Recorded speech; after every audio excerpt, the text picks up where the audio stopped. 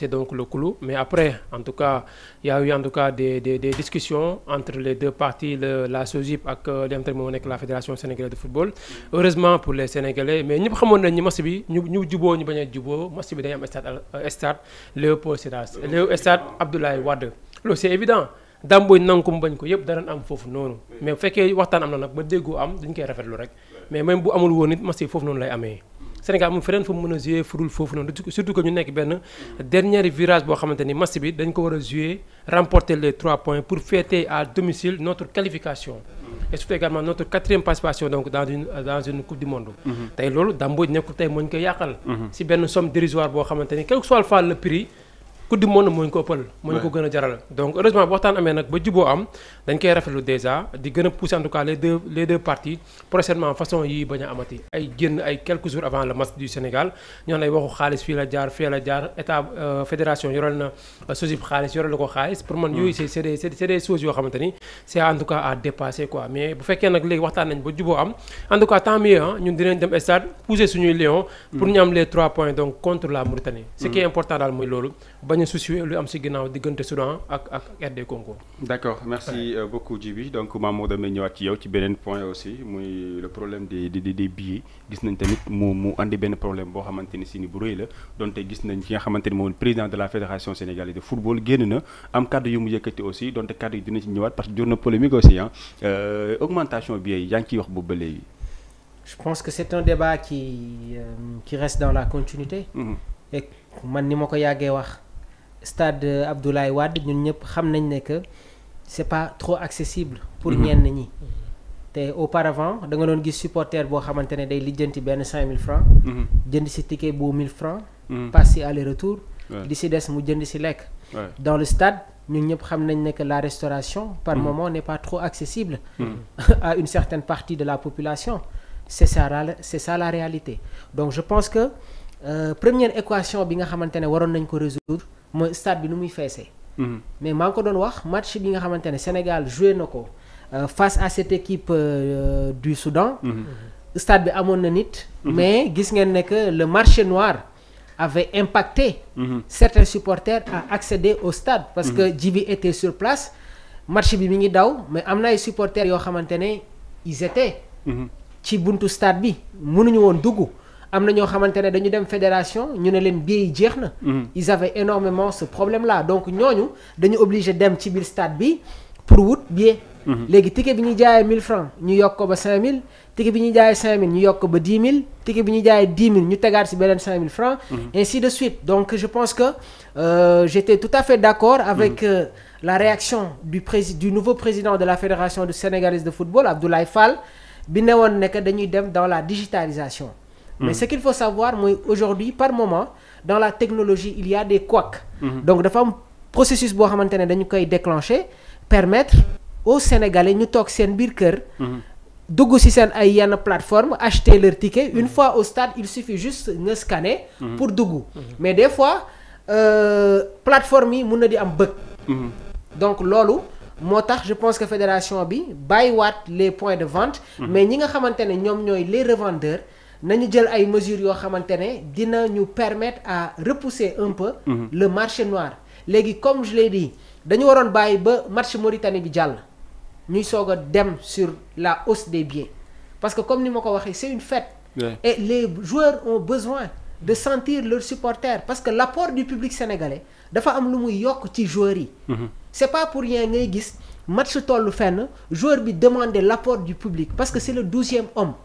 Et comme ni ma ko yàggee wax le Sénégalais aime le football. Le Sénégal est un pays de football. Les Sénégalais sont passionnés du football. Donc nañuy bàyyi xel encore une fois la population sénégalaise. te il y a eu la hausse des billets mais en termes de pourcentage des billets vendus gis nga ne que léegi mu yegg à 100%. léegi nag on va surveiller l'attitude qu'est-ce qui va se passer à l'entrée est-ce que aujourd'hui il y aura un filtrage important.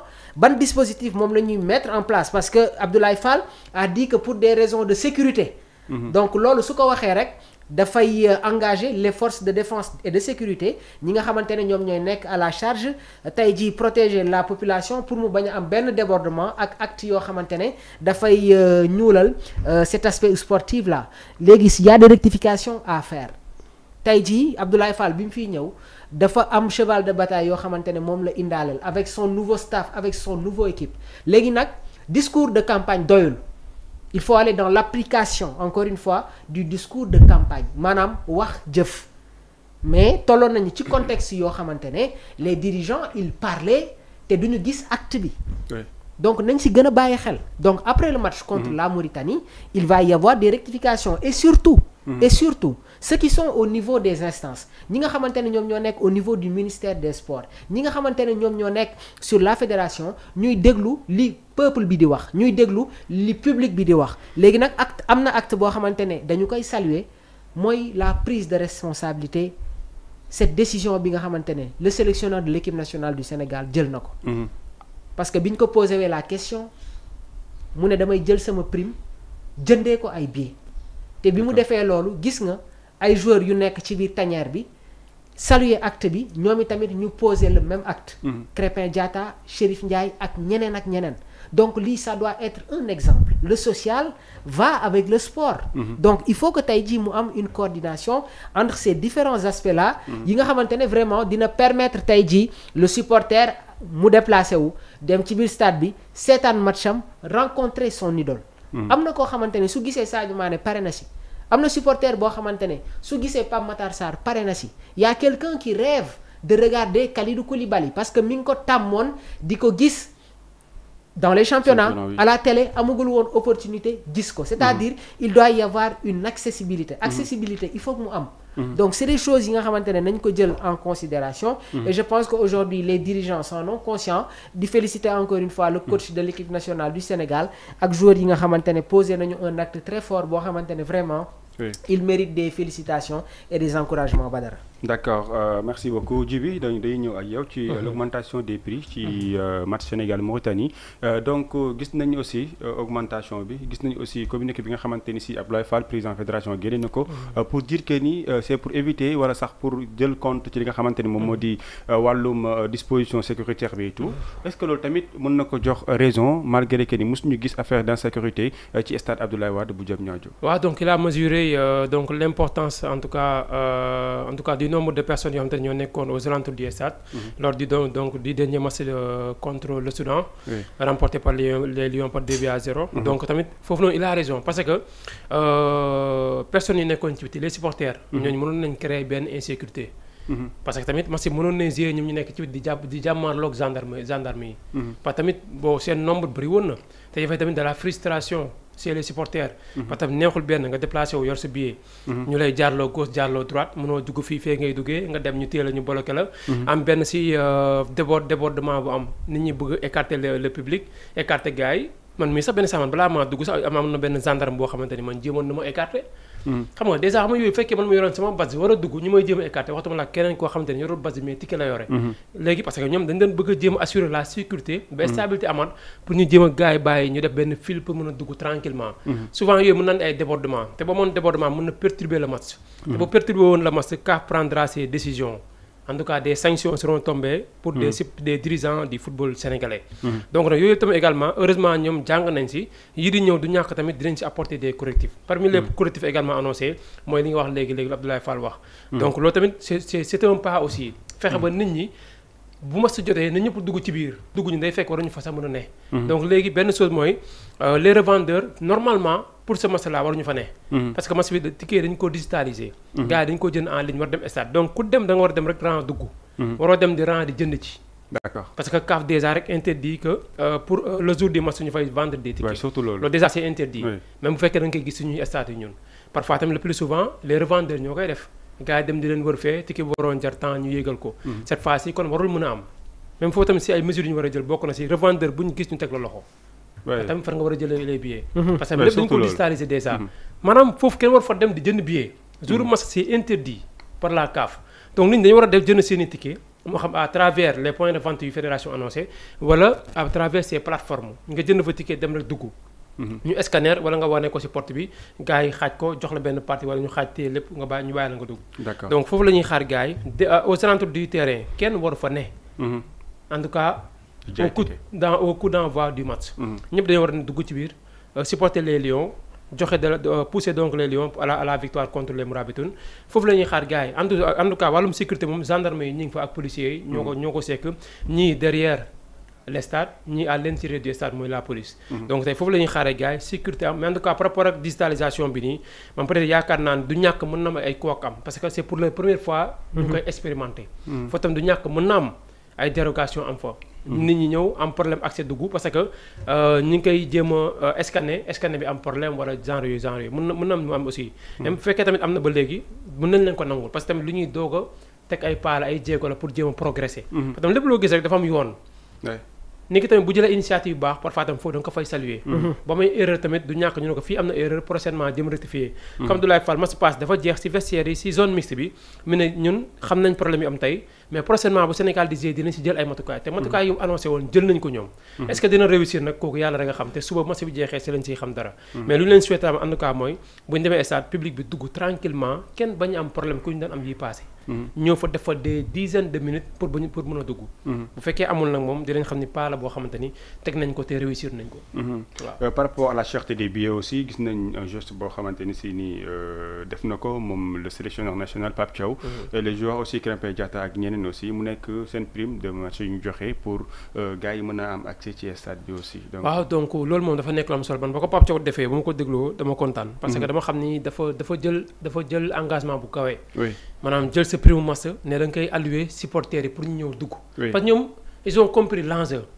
affaire xaalis neex na certes mais lu si bu solo mooy public bi ñëw jàpp ni lii fête la. c'est ça ñu feesal stade ba mu fees dell. ñu riiral stade bi Sénégal football lu neex gagné Mauritanie.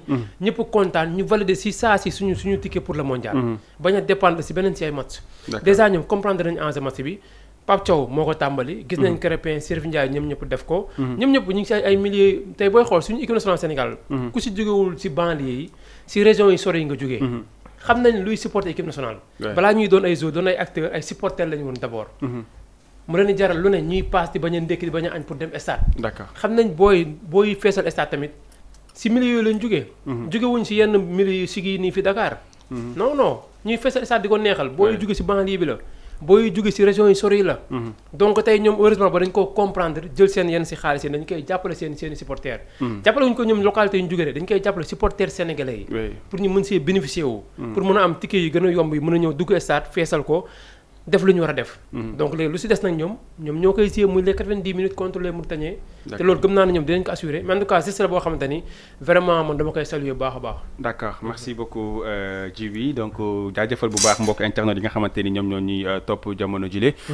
jaajëfal leen nuyu leen bu baax parce que à chaque fois ñoom ñoo ñuy gunge ci li nga xamante ni si moom moo di bu ñu daal di commencer ku ci mel ni Pathé Diakhoumpa Univers Gaynde aussi moom ñu ngi koy jaajëfal bu baax a baax. waaye Univers donc Lamp Fall Gorgui Cissé Ndiaye ñu ngi leen di nuyu bu baax a baax di leen jaajëfal. Mamour dañuy defaat retour ci li nga xamante ni si ni moom moo di match Sénégal contre Soudan du Sud donc gis nañ ni mu demee Sénégal daal na koy gagné 5-0 score bu large aussi. donc tey boo ñu doon jàngatal match bi ak score bi nga xamante ni si ni Sénégal mën na ko donc mu nekk loo xamante ni si ni su ma juumul gëj ñu ko mënee en 5-0. su ma juumul maa ngi dégg keroog benn communiqué que ni sunu waa des sports ñoo ko amal que ni Sénégal bii mujjee gagné 5-0 Pape Thiaw moom moo amaloon benn doublé. exactement donc oui mu nekk loo xamante ni si en tout cas lu am solo la. donc boo ñu revenir si match bi. bon Mozambique Sénégal. éliminatoire CAN 2024. Sénégal moo gagné woon sur le score de 5-1. léegi nag lors de l'avant-dernière journée des éliminatoires de la Coupe du Monde 2002.